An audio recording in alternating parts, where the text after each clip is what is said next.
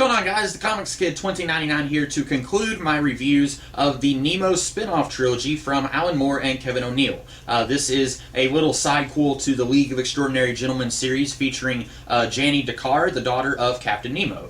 Captain Nemo being the central character in 20,000 Leagues Under the Sea, and he shows up also in The Mysterious Island, novels by Jules Verne, and Nemo is also a pretty important character in the first two volumes of League of Extraordinary Gentlemen. And then his daughter was introduced in the first chapter of Century. That was volume 3 of the League of Extraordinary Gentlemen. That was set in 1910, and then after the conclusion of the Century storyline, Moore and O'Neill kind of took a little bit of a break from the larger world of the League to do this trilogy showing the life of Janie Dakar. And this volume is called River of Ghosts, and this is set in 1975. Janie is now an elderly lady. This is what she looks like on the back here. And basically, this is her trying to tie up any loose ends from her career as a sea pirate. We saw at the end of Volume 2, which was set during World War II, her daughter had been kidnapped, as well as her daughter's future husband. And at the end of that book, Jenny realized that her life as a pirate had brought this almost death of her daughter on her.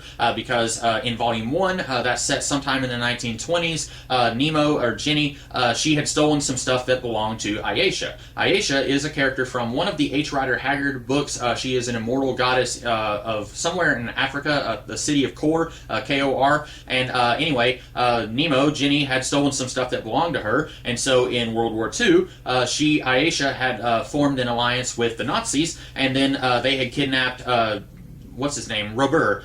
He's a descendant, possibly a son or a grandson of Captain Robert, who's another Jules Verne character.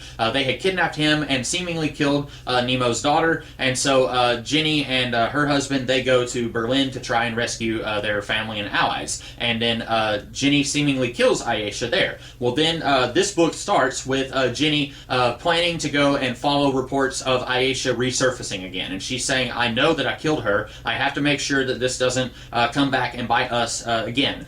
Because of something that I did 50 years ago, I have to make sure that all of these loose ends have been tied up. And everyone is saying, maybe you're crazy, you don't need to do this, you killed Ayesha, just leave it alone. But she doesn't.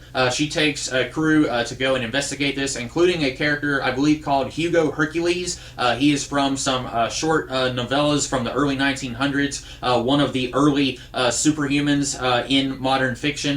He is hired on. Apparently, he had an encounter with the original Captain Nemo. I don't think we ever saw or heard any mention of him in previous volumes, but he might show up in Tempest. Tempest is Volume 4 of the League, the final volume.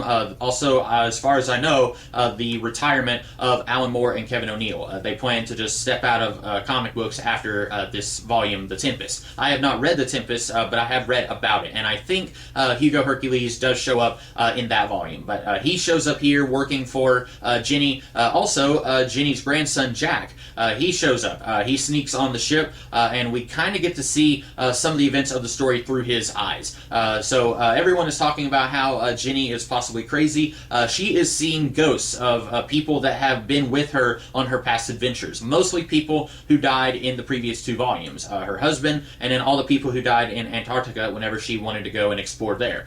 So anyway, she's seeing all these people, talking to them whenever she's alone, so she is kind of starting to lose it a little bit. And I am not really sure what the Nemo family has been up to since the end of World War II, since in Volume 2 of this series, I believe Roses of Berlin was what it was called, in Volume 2, Jenny said, we are done. The Nemo family is no longer going to be involved in piracy. But then in this volume, they are still allied with a whole bunch of criminals and crime families. Dr. Mabuse, who was in Roses of Berlin, and he kind of said, you know, you can count on me as an ally from now on. His daughter shows up here. Also, there is mention of Goldfinger and Scaramanga, so those are characters from the James Bond novels. So the Nemo family is still involved in crime, even though at the end of World War II, Jenny said that we were not going to be doing any more piracy. So I don't know what they've been up to for the last 30 years.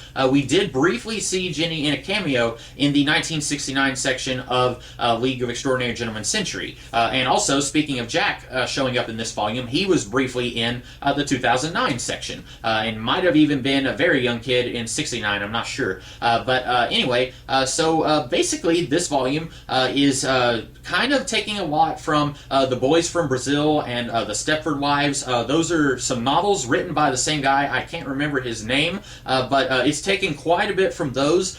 So if you like to kind of research the stuff that's being referenced in these League books, those are the books / movies that you are going to want to be aware of going into this. But basically, Aisha is being cloned by some Nazis that are hiding in South America. And also they are cloning Adenoid Hinkle, who is the pastiche, the parody of Adolf Hitler from the Charlie Chaplin film The Great Dictator. And he was the stand-in for Hitler in the League of Extraordinary Gentlemen universe. We've heard about him in The Black Dossier. He showed up briefly in Roses of Berlin, and now we're getting to see young boy clones of him, kind of like in the movie The Boys from Brazil. And so basically this is Nemo. When she sees what's going on here, she wants to destroy all of this, make sure there is no remainder of Aisha or the Nazis, because if there's anything left of them, they will continue to spread their evil ideologies. And then she wants to take care of that and let this be her last hoorah, because we find out pretty late in the book that she has a brain tumor. And then basically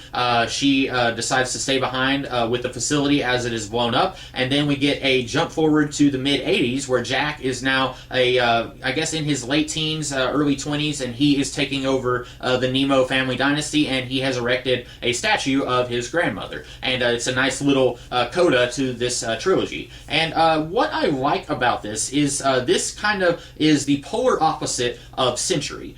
With Century, and even going back to at the very end of Volume 2, we get some hints in the text section at the end of Volume 2 that Mina and Alan have gone and bathed in basically the Fountain of Youth, whatever it's called in the H. Rider Haggard book. It's called the Pools of something. It might be in Core, which is from Aisha, the same book that had her. Anyway, those two, they have chosen to live forever. And then Orlando, who shows up briefly in Black Dossier and is a main character in Century, has also chosen to live forever. And so we get to see those guys going through the struggle of being immortal. Not so much Orlando, but Alan and especially Mina, they are struggling with this, really struggling. Like, okay, we didn't think it would be like this, and this is not easy. Meanwhile, on the exact other end of it, you have Jenny, who does not want to be immortal. I think in the 1969 book, it's been a couple years since I read that, I think that Jenny actually was offered to go and bathe in the pool, and she declined. She wants to get old, and this is her kind of, having to accept that. And it's not that she has a problem with getting old, she just has a problem with this world is not the same world that she's comfortable in. She was much more comfortable in the 1920s when she was trying to reenact her father's piracy career and go around and be a menace and a danger to everyone who deserved it. But here, she is basically living in peace. Her grandchildren are happy on Lincoln Island. She doesn't really have anything left for her in this world. All of her loved ones have gone and died except for her daughter and grandson, but she feels like she no longer has any place on this world. And I like that this is playing this up and showing us this character arc and her journey and how it differs from Mina and Alan and Orlando. I thought that was kind of neat, and that's not something that you're necessarily going to understand or appreciate if you haven't read the other League of Extraordinary Gentlemen books. And I haven't really talked about that. I don't think that this trilogy is something that you could really read and appreciate without reading the League books. Maybe you could. I feel like if I had just jumped into these three League books with Nemo, I feel like I would be missing something. There are references to things that happen in other books, references that I feel like I would not understand, and that would get in the way of my enjoyment of this trilogy if I hadn't already read the League books that came before. I still wish that these three Nemo books would have been collected in one bigger volume, kind of like how Century, when it first came out, it was three, I think, 80-page issues, and then they were collected in a bigger hardcover volume that I now have. I wish they had done the same thing with the Nemo books. These are only about 55 pages each, I think. I think they could have collected these three in one bigger book, because much like Century, it's one larger story. Nemo continually kind of having these encounters with Aisha, and all of it kind of comes to a head, seemingly in World War II, and then for good in this volume. While I will say that I did like the 1969 section section of Century, I was not as keen on the beginning and the end of that trilogy. And I think one of my biggest problems, especially with the 1910 book,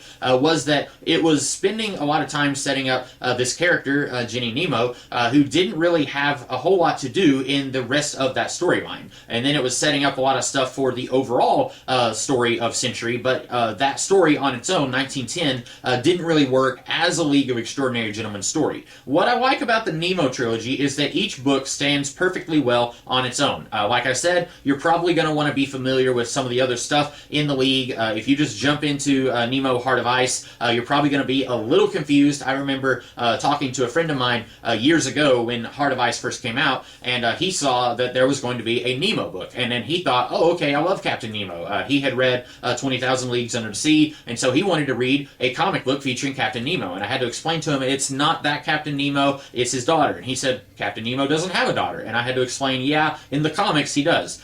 So if you are familiar with Nemo and the Jules Verne books, I've read 20,000 Leagues, have not read Mysterious Island. If you're familiar with that character, you might want to go ahead and start from the very beginning. There's really not that much, just 3 or 4 volumes that come before the Nemo trilogy. Read all of that, and then I think you'll be a little bit more at ease in this world when you start with the Nemo trilogy. But I think that each volume of the Nemo trilogy stands perfectly well on its own and also feeds into this bigger trilogy also. That is a strength this trilogy has that I don't think the Century trilogy had nearly as much. So that's about it for River of Ghosts. Like I said, there are some references here. Some of them I understood. I've never seen the Stepford Wives, either of those movies. I haven't read the book. I have not read The Boys from Brazil, but I watched the movie years ago. So some of these references I understood, but once again, I needed to pull up the annotations online and kind of read those as I read the comic. But I don't think there's anything here that is impenetrable, like the Black Dossier, which is just flooded with references to stuff from the 1950s, and even if you have annotations, it's still a little heady trying to get through all that and figure out, okay, who is this guy in the background? He's talking to Alan and Mina for pages, but I don't know who he is. Stuff like that. I think the Nemo trilogy is a little easier to get into if you are not super familiar with all of fiction. So anyway, that is all that I have to say about River of Ghosts. I hope you guys enjoyed this review, and I will be back in the future with some more videos. In the meantime, have a great rest of your day. Catch you later.